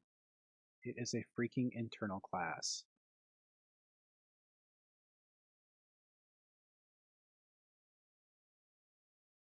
I have some words for you, Sean.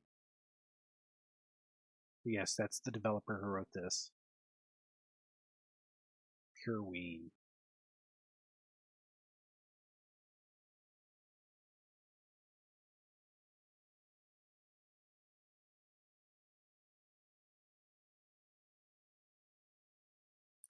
Why? What?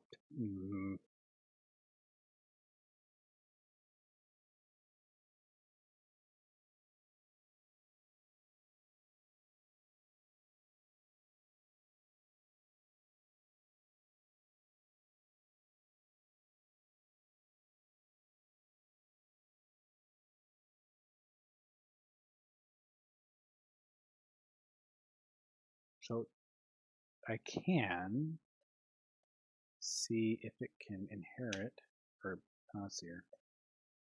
Shell item.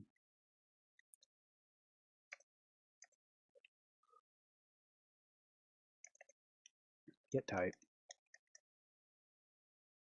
No. Type of.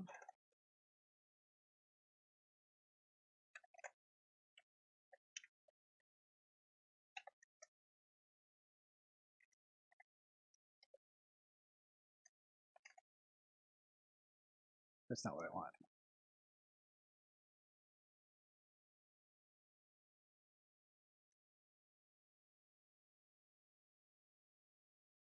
Selectable.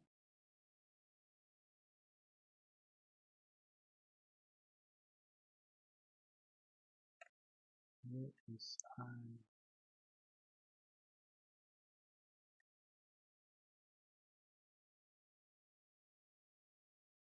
So menu item is purely something that is in this class. It is not a part of an interface. That makes me so angry.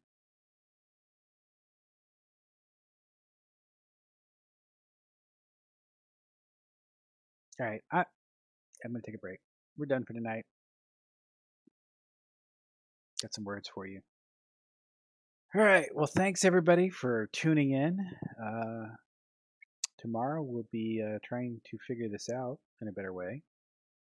I will hope to see you then. Be sure to like, subscribe, follow, and smash that bell. Thank you all.